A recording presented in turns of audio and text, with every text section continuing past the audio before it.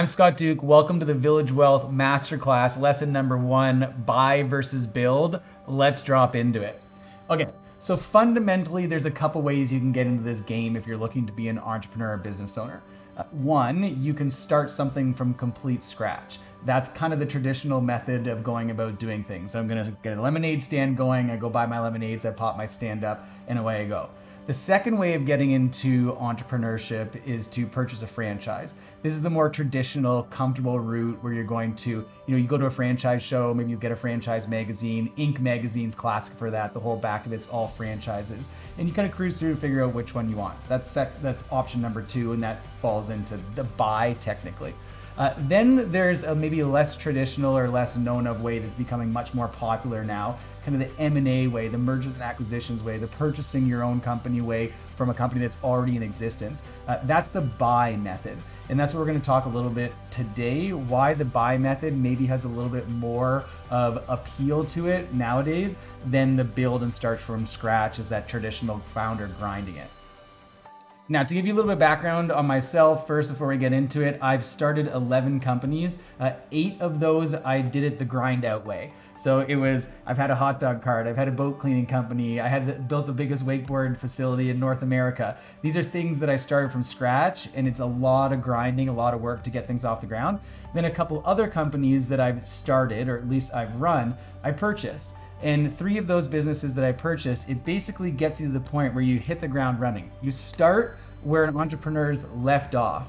And depending on whether that entrepreneur got the company to, you have cash flows that are amazing right out of the gates. So let's talk about the main 5 reasons why buying a business and starting running is potentially better than starting a business from scratch and kind of grinding it out. Number 1, top of the charts, the main reason for purchasing a business versus starting one from scratch is it's proven.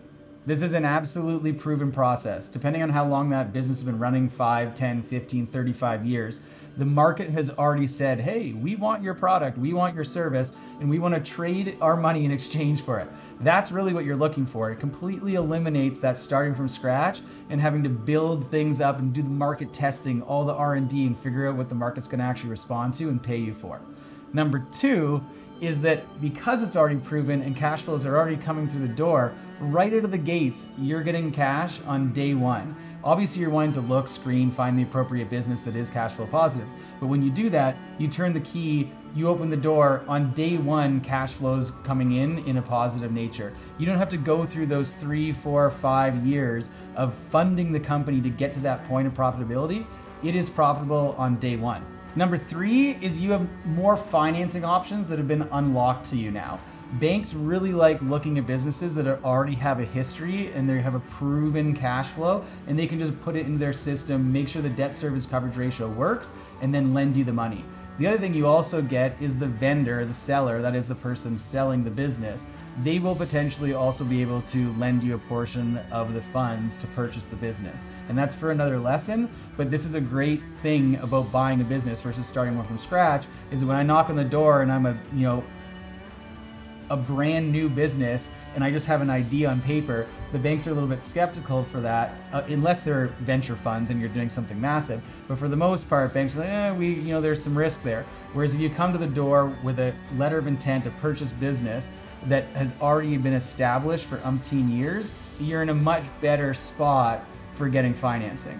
Number 4, you now already have a team and process in place. I can't stress this enough. The time it takes to hire, recruit, steal great people off of other businesses, whatever it is, so you can get top tier talent, they're already there in this business operating day to day. So the whole hiring process of finding people and building the business is completely eliminated because they're already there. Along with that, you already have systems, processes in place, all the software set up, everything's already there for you, so you alleviate that whole time you're going to be investing into that. And number 5, last but not least, is you're reducing risk. At the end of the day, this game that we're playing of business is all about risk and reward. And a lot of the reasons why we get into operating business, or new entrepreneurs get into operating business, is they want more freedom in their life. They want more control. They don't want a boss.